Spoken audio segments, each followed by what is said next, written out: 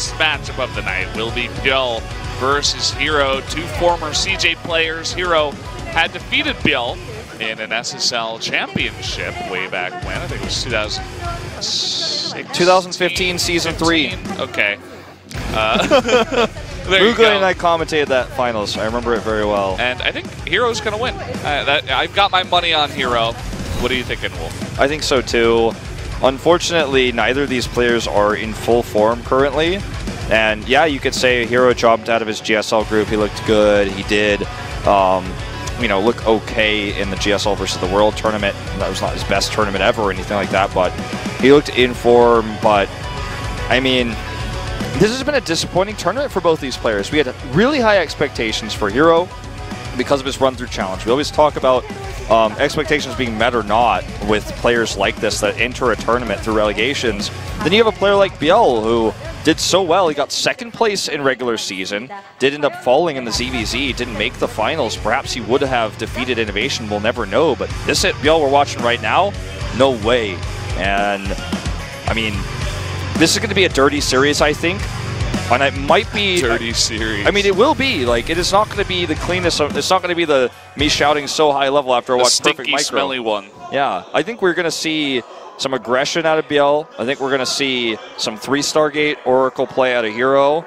And how does ByuL deal with the 3-Stargate Oracle? herO's so famous for making Oracles. He's so famous for just sticking to the plan, finding out what build he thinks is the best, and just playing it really well. He's kind of like Innovation in that way as a Protoss player. But will ByuL find the answer? If Dark couldn't find the answer earlier against Classic, I'm not sure if ByuL will be able to find the answer. And I think that herO's best option in this best of 3 is to at least mix in the triple Oracle one time. Our map pool will be Ascension to Ire, Newkirk, and Overgrowth. So Newkirk's in the pool. herO top prioritize that. He gets it in this best of 3. I think that's the map we'll see it almost no matter what. These guys both smiling, both laughing. They're chatting a lot to themselves, obviously. Good friends for a long time, being on the same team for a while. Now ByuL is on Looking For Team, and herO is on OSC Root Gaming. And so they have parted ways for now, but still very friendly. It seems like both of them are sick, or feeling a little bit sick. That's what they were talking about. They also said, let's not show that we're sick to all the fans. But you ruined it! I ruined it. I told you guys. So now you know. Sorry, ByuL and herO. We'll see if we can see it in their play. We may. It's felt like a 6th season for these two, and I'm not talking about Nerd Chills Tasteless. I'm talking about they're at 9th and 10th place, herO and ByuL respectively. At the bottom, they're not going to make playoffs. They are not going to the finals, but it's about pride, the fight money that's involved, and of course avoiding relegations, maintaining their spot in regular season. That's still a possibility for these two players if they win the remainder of their matches. Yeah, especially for herO, who's at 1-4, can try to hop ahead of Alive with the win in this series. As Alive to get O2'd tonight by Deer earlier on. And guys, game number 1 is ready. Let's hop on to Ascension to Ire for our first game of ByuL versus herO.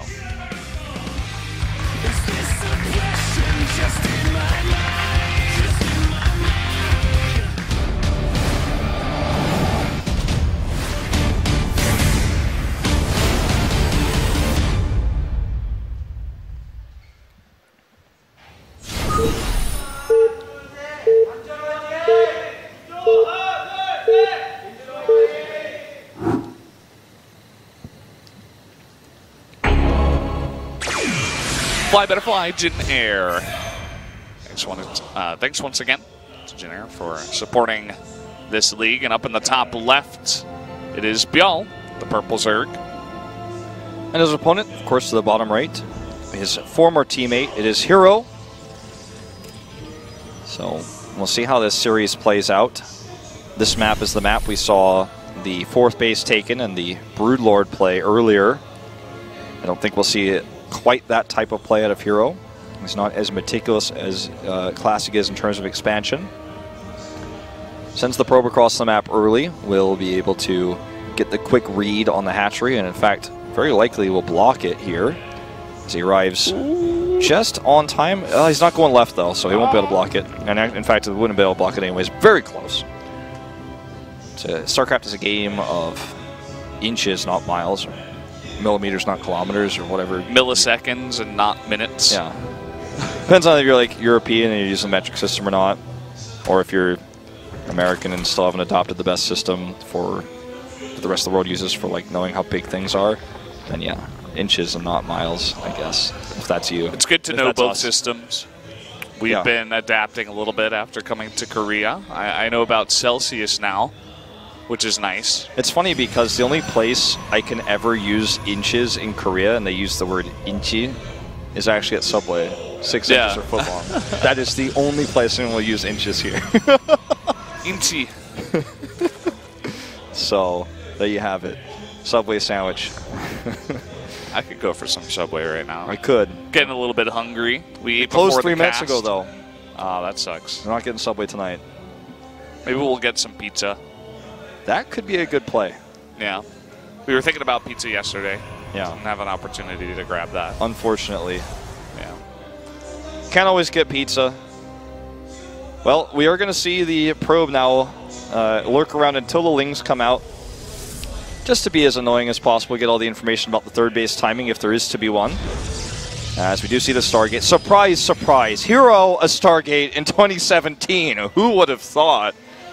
I know, it's crazy, right? And I think we see 3 Stargates no matter what if this series goes 3 games, because it's going to be 1 in each game. But we might see 3 Stargates in the first game, Valdez, as that seems to be becoming the meta. herO's definitely a guy who adapts very quickly to the meta. You know, he uses his own builds in terms of, you know, he uses them a lot. He's known for sticking to one build and doing it basically every game, you know, slightly differently depending on the map, depending on the situation. And he wasn't always like that, but he certainly is now. And I think that's what's important to note, because I know a lot of herO fans will be like, that's not true! I'm like, well, it wasn't always true, but in this tournament and in Challenge, it was certainly true.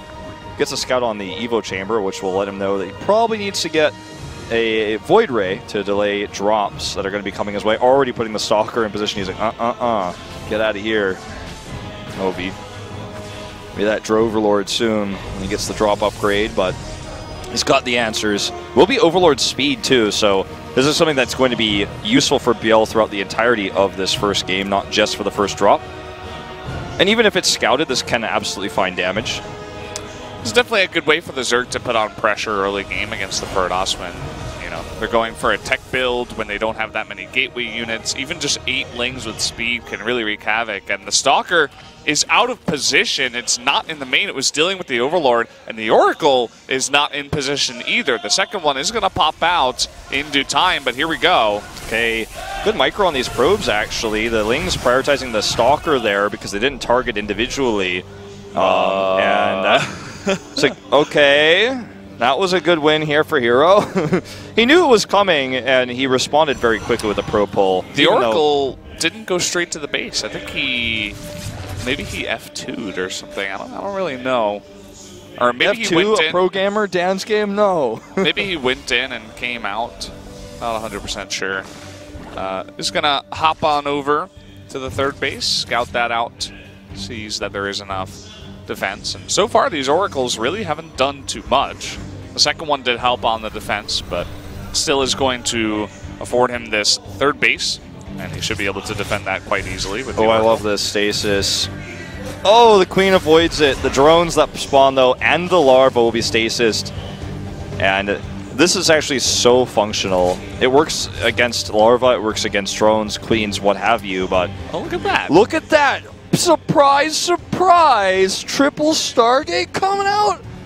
I mean, are we just reading the future? Are you and I some kind of oracle? Or something, to be able to see the oracles coming before they happen? Well, this is going to be another failed attack. See if he targets probes and gets like 3 here. herO is the one.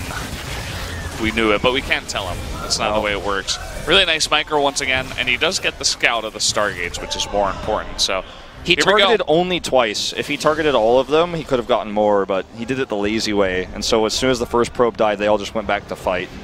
And yeah, as you say, the Oracles are coming out, the Void Ray is out. The build is in full swing. And let's see how ByuL approaches this. Remember, his icon is a Mutalisk for a reason. He loves the unit. We saw Dark attempt to use the Mutalisk in conjunction with the Overlords to try to trap the Oracles in the previous PvZ series that we had tonight, but it didn't end up working out all too well when the Stalker counterattack happened. And looking at supplies already, herO is just hitting his macro a lot harder. He didn't lose very many probes to the Ling harass. He's in a great position. I do like what ByuL is doing by making a ridiculous amount of queens to hold this off before the Hydras are ready. He has 8 queens already, and he put down an early 4th base. We saw that 4th base get canceled multiple times, but you need about 8 Oracles to do it consistently.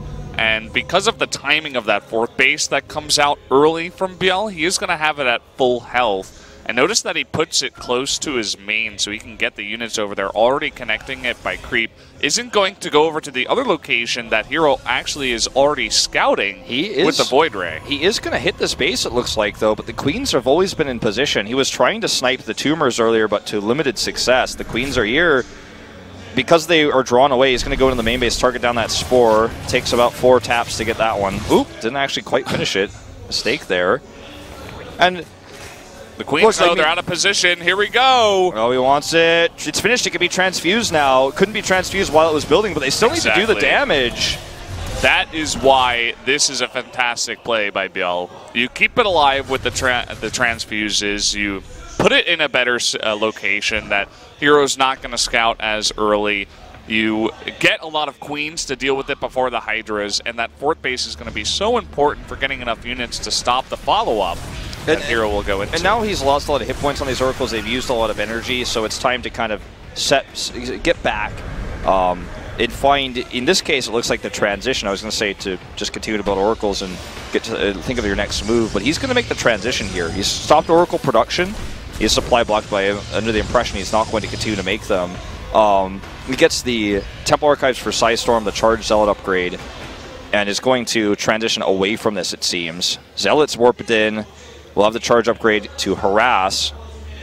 And he wants to find an angle to kill this hatchery again. It is damaged slightly from before, but goes into the main base instead. Queens are in position.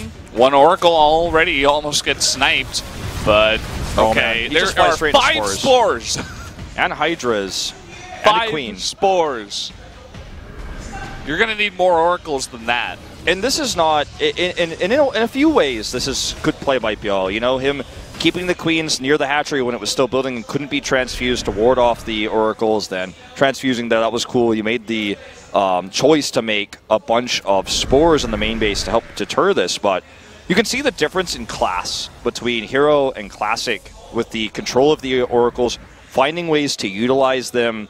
For what herO has done is he almost killed a hatchery and then has literally just been sitting with the Oracles up at the top of the map now doing nothing. Whereas when you looked at Classic, he was like trying to kill a Hydra den, he was sniping a Spore, sniping a Queen, getting away. He did so much more. He was making stasis wards nonstop. And herO, AFK, report the Oracles. What are they doing up there? Just not accomplishing anything anymore. And again, part of this is because ByuL took the extra precautions, the extra Queens, made all those Spore crawlers. But we're in a situation now where the push coming across the map is a lot deadlier than anything we saw from Dark. Okay, this is what you were talking about. It seems like the multitasking failing him for a bit, but then comes in 17, 18 drones immediately. He knows the army moved out. He has it revealed here. And it is going to kill a lot of these Charged Zealots. He's not paying attention. Storm wasn't ready. This feels like a Brood War game I'm watching right now. There it is. Ooh. Okay, but that's, I mean, he needs more Storms than that, though. Here comes the second one. Good splitting so far from ByuL. Keeps a lot of his Hydras back, just poking here, trying to bait out as many Storms as possible. I think there's only one more, and down it goes. Really well timed there right at the end to stop those Baneling hits. But Zealots here will start to fade away. The Oracles are coming back. Do they have the energy to kill these Protoss, or sorry, kill these Zerg units? And I don't think so. He's got a little bit of energy, but this army is just getting tossed apart, or just ripped apart by the Hydras. They're tossing their spines on the way, tossed apart. A whole mineral line was devastated, but he has a lot of larvae to rebuild those drones. He has an additional hatchery coming up right now. And it just feels like the execution here for herO on this build is not pure. The execution was not fantastic, but the preparation by ByuL was also amazing. I mean, he knows this build.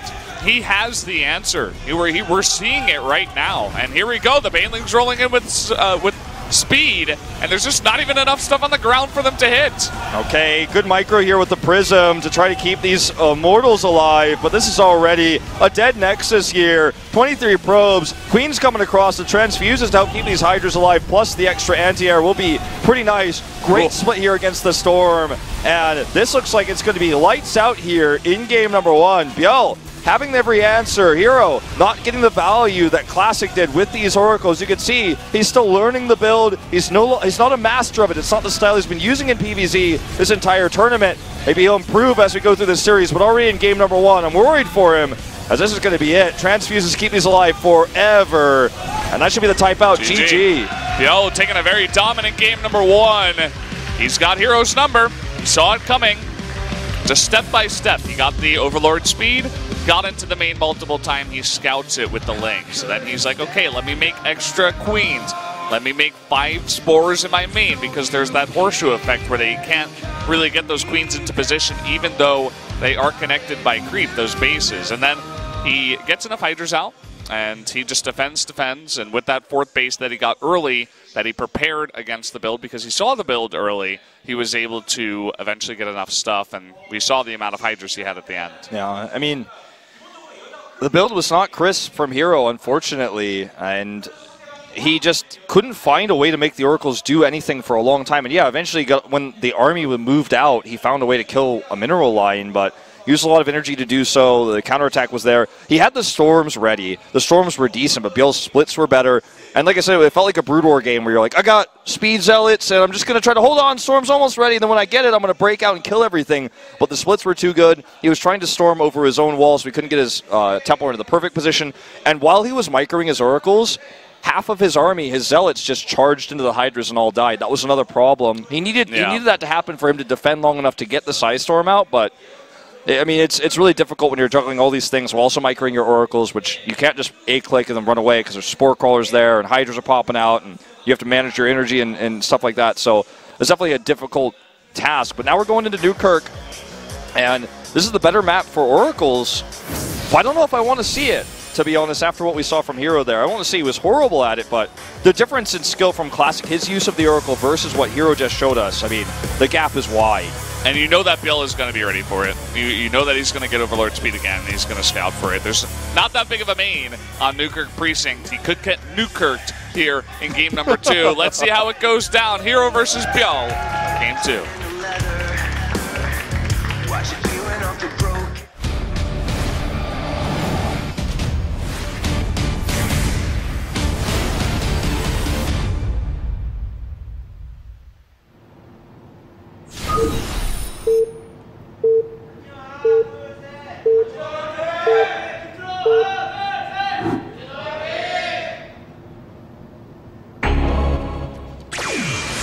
Here we go, game 2. Down in the bottom right, the purple Zerg taking game number 1. It is ByuL. And his opponent, down 1-0 in the series, it is herO, or 0-1 I should say. This is the map he wanted most. In the map draft, it was his top map. We need to find a better way to describe this to people, because I know people are like, what does he mean by that? There's A, B, and C. His A map was Newkirk Precinct, and so it will make into the pool no matter what. It's game 2 as the chips fall here. Ascension to Ire was drafted by both players. That's why it was game 1. And Overgrowth was the top map for ByuL. Unfortunately for him, that's going to be game 3 by luck of the draw. Abyssal Reef will not be in the pool, which was herO's C map. Scouts the hatchery again. Same timing as last game. Totally identical opening that we're seeing here. And, I mean, let's see what herO does if he's going to change it up or play the same. It's a better map for the Oracles, that's for sure. But I'd almost rather see him take a faster approach to Storm and just take a normal 3rd base and transition into a more normal, 4th base, and just keep the finesse of the crazy, extra multitasking that's required to do the Oracles. Just forget about that for a little bit, and go into the more standard transition to mid and late game. Based on what we saw in the first game alone, right? Maybe I'm judging too quick, but it's still a strong build. But I think ByuL has it figured out. As I've said multiple times, I would love to see him just take a quick 3rd, start off with the Stargate, keep ByuL thinking, keep him on his feet. You know, am I going to go triple Stargate again? And then just go into, you know, the normal kind of standard older style with the Archons, the Storm, the Immortals, and just defend the third base. We've seen Classic do it multiple times. Use your Oracles to set up stasis wards around that area, and it becomes very hard for the Zerg, who is forced into a weird spot where it's like, okay, do I max out on Ling, Bane, Hydra and try to kill this? Well, I can't really, but now my tech's really far behind, and I'm kind of screwed. Definitely would like to see that kind of strategy out of herO. He's going to start with the Stargate. I didn't even have to see the production tab or that Stargate to know that that was coming. Yeah, like we said from the beginning, we're going to see 3 Stargates in this series no matter what if we had all 3 games, because he was at least going to open that way. As is everyone right now, so it's not a herO-specific thing, but if anyone was going to change the build and do something different out of all the process, it would definitely be, Deer, maybe Stats. It would not be herO. He would not be the guy to try to do proxy DTs or something like that, or just some sort of funky build breaking the meta. It's not going to be herO. He's going to do the same build every game. And so I do feel that even though I didn't really want to see it personally, I think we're going to see that triple Stargate play out of him. And this time ByuL scouts the first Stargate without even having Overlord speed. It was just a Ling that walked into the base. Shade's already used here. This Adept is in some trouble. Good micro at least to maximize its value. Actually going to get the Shade out, and we'll kill a lot of these Lings. Very well played by herO. So turn a bad situation into a pretty decent one there at the end of the day. Gets 3 Lings, not bad. The Overlord speed is still coming up, in fact, by ByuL. It is a little bit later, as it seems like he was delaying his gas mining a bit to try to get that third base up a little bit faster and get as many drones as possible. And here we go. The first Oracle is out on the map, coming in towards the main. There is a Spore building. Let me see where it's at. It is at the natural, and there is already one in the main, but no Queen. Not sure where that Queen is at. Now she is going to be there in time. Oh man, no Overlord speed yet. He has to drop these out. Run away! I suppose he could have gotten the drop off regardless, but kind of an awkward situation. Decides to spend his multitasking elsewhere. He's actually supply blocked and will be in the red after this Overlord dies, but he made 3 Overlords to make up for that. Actually 4 now. Comes in again and gets a pretty good scout of the main. Sees no second and third Stargate just yet. It's not quite time for them yet. I think it's him being like, I'm going to lose this no matter what. Let's see what I can find. And sure, it could have been a very quick triple Stargate, but he gets the extra information. Unfortunately, he had to make so many Overlords. Spent a lot of money, but it's the Phoenix that comes out looking around here for some harassment. Maybe a Queen lift up. Well, he also sends the Adept. So this is a big variation, okay? So he's changing it up big time with this. Going to try to split the units here, having the Adepts, the defensive Shade, just going to try to trade for some Lings, then get out, while also killing drones in the main base. So look, gets the Shade away and find some more drones. Really good Oracle control. You know, he wasn't very good at the triple Oracle Stargate like army composition necessarily, but in terms of Oracle control, herO has always been one of the best at killing drones, dodging Spore Crawlers, dodging Queens. And picks up 8, takes a nice worker lead here. He's got this third base that he can now defend with those Adepts and the Oracles, and ByuL finds himself in a really awkward position in terms of economy. Down in workers, and, you know, 3 base versus 3 base with no real advantages. Yeah, that was definitely a really nice play out of herO, who is in a pretty nice spot here, getting that third base up very, very safely. And it looks like ByuL is going for an attack. He's making a bunch of Banelings, does not have Baneling speed, doesn't have a lair even, so he's just going all in, it seems, on 46 drones. Trying to hide this for now, but the Oracles are making their way back into the main. God, sometimes it just feels like herO's Oracles are faster than everybody else's when I watch moves like this. So good at the control. There's a double Spore in the main even. Yeah, he's still got 2 drones. He was expecting that, and actually ByuL wasn't going all in. He was just defending against what herO does have on the map, so sorry about that. Is going into 15 more drones afterwards. Well, so I mean, I can understand your... Yeah, I can understand your confusion because it feels like he doesn't quite know exactly what he has planned either, right? Like, he made a bunch of units and then made 15 drones and started a lair, but there wasn't anything coming across the map, so he either misread the situation and thought herO was going to do a big Glaives attack earlier, which he is doing now, but Now he just droned up when the attack is actually going to hit. He still doesn't have that baneling speed, as you mentioned. Okay, the Shade is canceled. And he needs to, as soon as that layer finishes, start baneling speed. He needs to get more banelings out. Just made 3 more drones. Again, he only has the 9 banes and the 6 queens here. The lings are negligible against this many glaive adepts. I don't know if he's going to be able to hold when the real attack hits if he doesn't get that up ASAP. Starts missile weapons and 5 overlords. Oh boy. He's supply blocked again. He just started 5 overlords. He's not making anything right now. Nothing. And Valdez, this is a disastrous situation as the Shades go through force fields, and we didn't think we were going to see innovation out of herO. We didn't think we were going to see new builds and new strategies in this best of 3, but boy, were we wrong. This main base is free.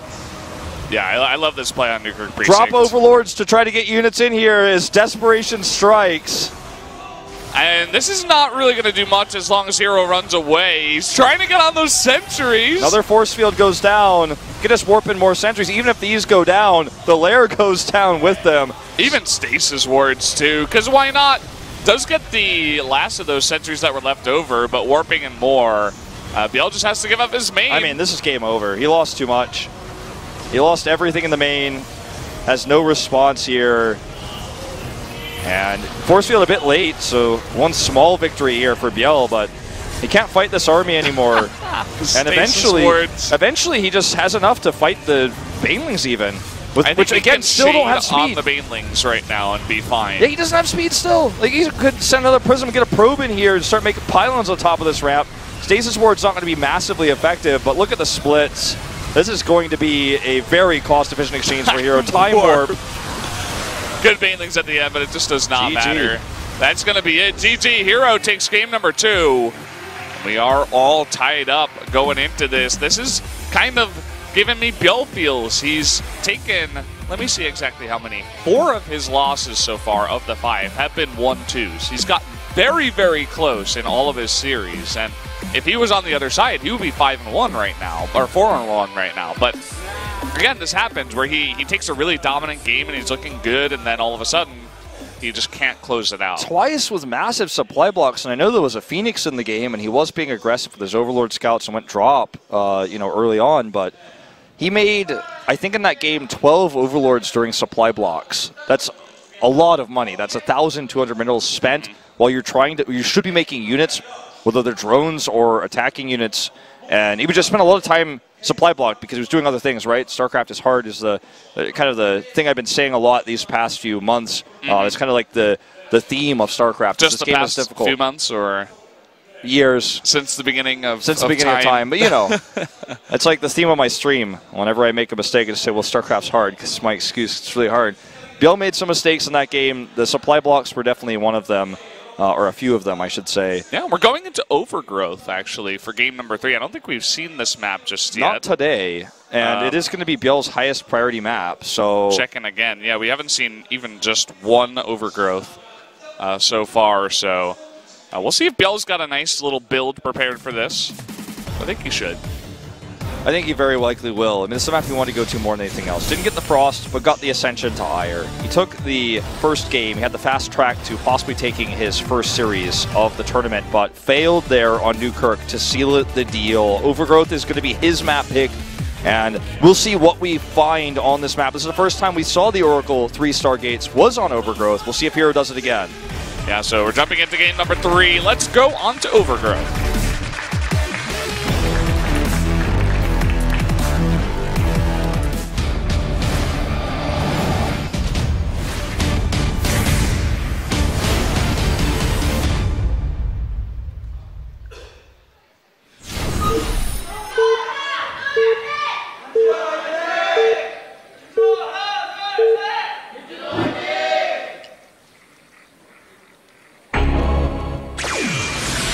On to Overgrowth. Once again, down in the bottom left, this is ByuL.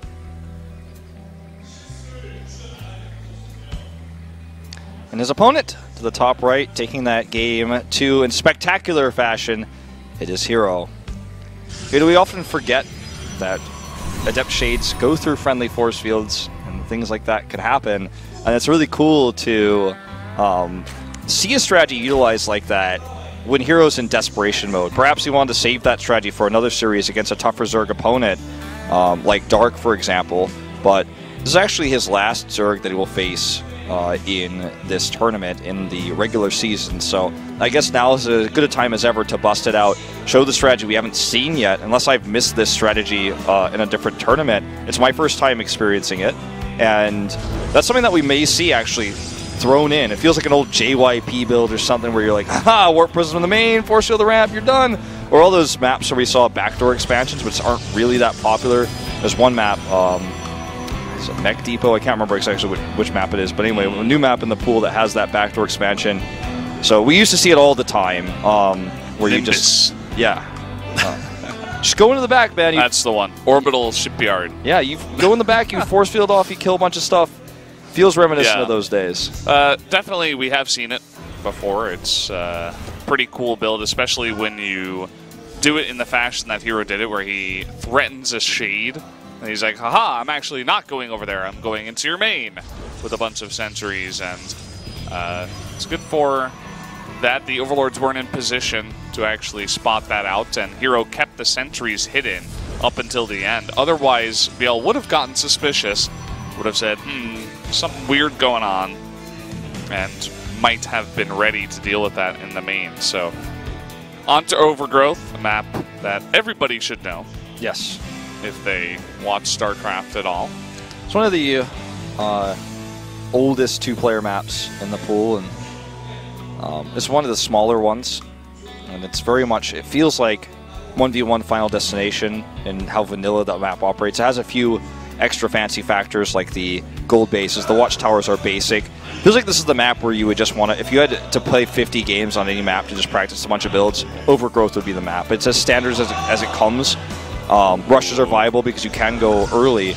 We do see the double Chrono Stalkers out of herO here. Remember we were talking about how he only does one build, and he's totally not doing that in this case. It's the Caster Curse map. You're like, is innovation the best ever? And then he gets O2'd by stats, and it's like, well, herO is very basic. He basically just does the same thing every game. Nope. Not in this series. Not against his buddy ByuL, at least. Wants to make it as hard as possible for him, and double Stalker is definitely going to be pretty annoying. Remember when Zest was like, I made a Stalker instead of an Adept, can we restart the game? Back in the day, he's like, I don't want this Stalker. There was a mistake. It's funny, the Twilight Council's done now, the Robo. You know, we talk about builds herO practiced and got really good at. He was so famous, and is why his emblem is actually the blink icon, is for doing +2 blink Stalkers. The Stalkers came out, but he did Adepts afterwards. It's impossible for us to know if this is going to be a DT drop into Archon drops, or if it's blink Stalkers coming out. DTs. But it is going to be the DTs. I was hoping we were going to get to see.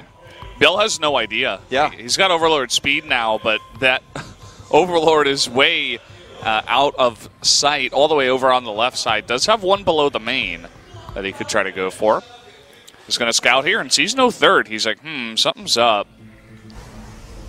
No, this is a funky build that Zest popularized, actually, speaking of Zest. Could see an overcharge if that Overlord tries to. Yeah, he could even start poking at it if he's. I think it's just out of his vision range. Well, ByuL obviously is out of range of that, but for herO, I don't think he could see the Overlord. Commitment to harass here. Wanted to keep those Adepts to stop a 4th base drone, but decides to shade in here. Gets 6 drones with this. And still just no scout on this. He's like, what in the world are you doing? He has no idea. He's probably baffled at this moment in time. Start Spores to be safe, though. Sometimes knowing that you don't know is very powerful. Or maybe you just saw that Dark Shrine with the second Overlord. I'm not sure. Yeah, he did. You did, okay. Yeah. Speaking of that Overlord, it looks like he might actually get a Ling drop off this time. No Stalker, no Stargate to deny. And he's going to see everything. Comes in here, is going to be ready. The lair is going. And he's going for a drop again. Funny to see ByuL mixing this in. Was very good with this counter-attacking, especially against Terran. But this is pretty cool against the Protoss, keeping him wary in the main and not attacking you. Gives you a lot of time. He's microing this Prism, so he's not actually overcharging back at home, but looks like he did finally clear that up with the Warp in. And killed several Lings with this. What else can he get? Maybe a Queen here if he body blocks on the ramp? Ooh, just barely not. transfuses should buy some time. Just wants to pick up with the Overseer morphing, and will get away. But remember, the focus of the Dark Templar drop is not actually to kill a bunch of units, it's to force a response and then make Archons. That's when you might be able to kill some units while you secure your third base. He's not actually making the Archons, however, just using them to control the Watchtower and get 4 a few DTs together is really obnoxious, because even if you have vision detection, it's like, well, you might still die to enough DTs. And that's exactly why he's keeping them that way for now. Did morph them into Archons, is going to go for a drop after killing an Overlord, it looks like. Scared the Overlord, man. He did a 360 before he went down. Went out in style. See how many drones he can get with this. Remember, this is also not about the drones. It's important, and in fact, he has an Overseer with this. But it's about the pressure that allows him to take a third. Supply block now as ByuL is making 5 Overlords, but the Baneling drop. Here we go. There's no movement, and that's going to be 6 kills. Can we get some more? He's really targeting them, 12 in total. That was just 4 Banelings for a huge hit to herO's economy. And it's so well timed by ByuL because he knows herO is focusing all of his attention on the Prism right now, because losing that could essentially lose him the game. And now herO feels pressured after his economy was so damaged to move out and do some real heavy damage. His charge upgrade is complete. He has 10 Zealots that have now that speed upgrade moving across the map.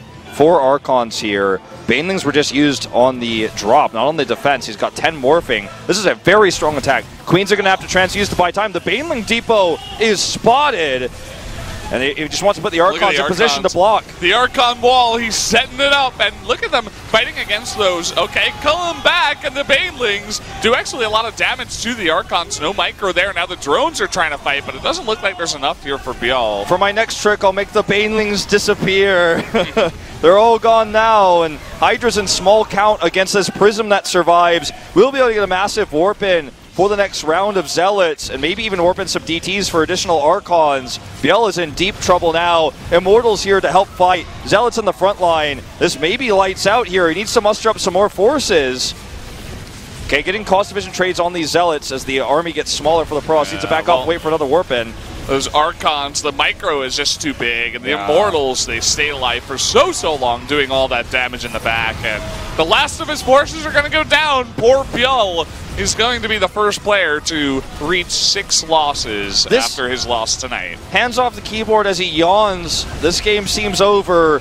Time warps go down before the Mothership Core. The drones struggling to run away while slowed here by 25%. That is going to be the end of the game. A sad way to go out here for ByuL, but I think the takeaway here is herO looks like old herO, bringing variety in a best of 3. 3 completely different builds. GG.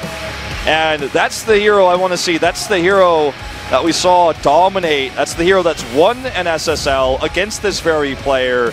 Variety in builds, new strategies, not just the same old, same old.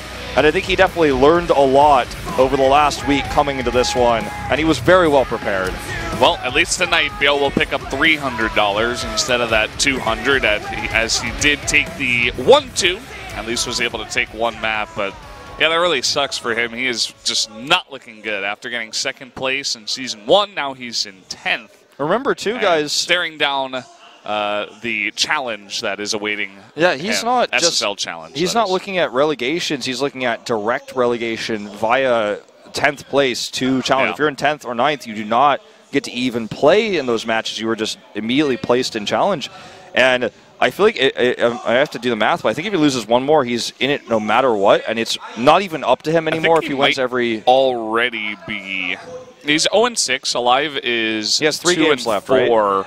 At the lowest, as is Solar now. So he has also, by the way, Solar went 2-7, and ByuL won all of his last 3 games, then he might be able to.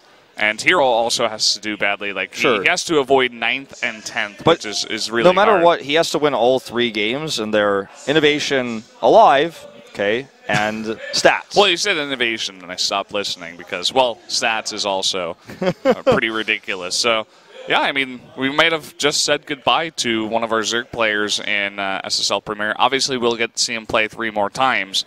but not having a good season Yeah, this time around. How the herO, mighty have fallen, you know? Yeah. He was second place in regular season last season. Now he's all the way at the bottom. And herO, it's exciting for herO because I was expecting so much of him. When he came out of SSL Challenge, he was in first. He directly qualified into Premier, and he was knocking heads together in Challenge and making it look easy. So I thought he was going to do better than this. At least he was able to take the win tonight and go up to 2 and 4. Here were our results. 3 2-0s and 2 2-1s. The Dark Classic Series was pretty good. Definitely check that out. Innovation got bopped.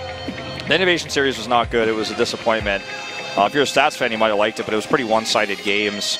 And then the Dark Classic Series, we knew it was going to be a close one, and it did not disappoint.